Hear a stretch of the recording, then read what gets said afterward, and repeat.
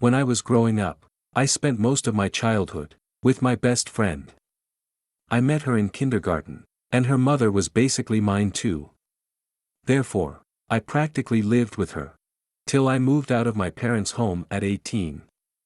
The reason I am giving a little backstory is because for the majority of our lives, they lived in a neighborhood a few miles down the road from me, and this community was large. Almost everything creepy I encountered through childhood took place in this neighborhood.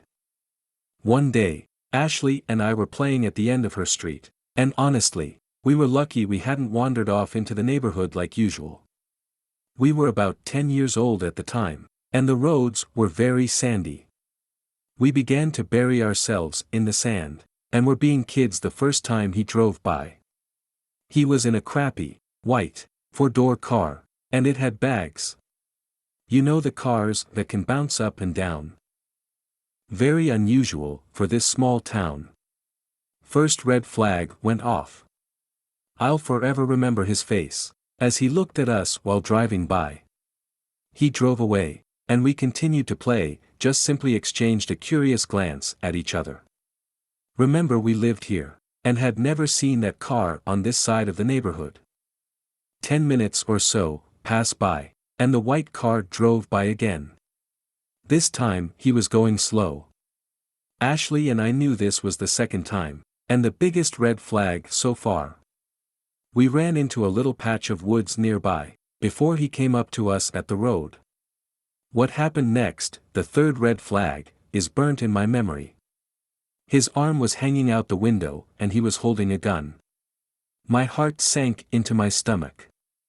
I feared his next move. And mine. Luckily, I had my phone on me, and I called Ashley's mom, whispering in the woods for help, and fast. For context, the patch of woods we were hiding in was very small. Surrounding it is a circle drive which leads up to an abandoned house. This house comes with its own stories, which I will enclose sometime later. It's not futile for this story. However, said abandoned house only had one entrance and exit at this point.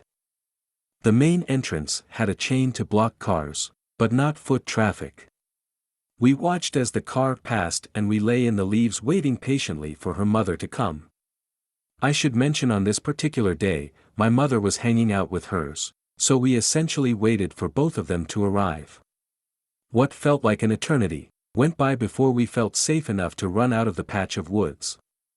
When we ran out, her mother was just driving down, and we landed on the hood of her car, frantically. We got into the car quickly, but the fun wasn't over. My mom called the police as Ashley's mother interrogated us from the driver's seat. My body filled with anxiety as she asked us what happened. We drove down the street into the neighborhood. And on the next street down, I saw his car parked in the middle of the street, doors open and car abandoned. Ashley's mom pulled up behind his car, and my mother was furious, and working up the nerve to find him. As we discussed in the car, he came walking backwards out of the small patch of woods that Ashley and I just ran out of. He held his gun on his head, in a pose of confusion and potential defeat. A cold shiver ran down my spine. My mother had made up her mind to confront him. She jumped out the car and marched over to him as we looked back in horror. I remember her yelling, unafraid of the weapon he held in his hands. That was the bravest I have ever seen my mother act, still to this day. She said, word for word, "What do you think you are doing following these kids? With a gun of all things. What is your plan here? I have already called the police and they are on their way." I watched as he scurried back to his car. And to my surprise, he drove away, as my mom walked back to us. The police never showed up that day, but luckily we didn't need them.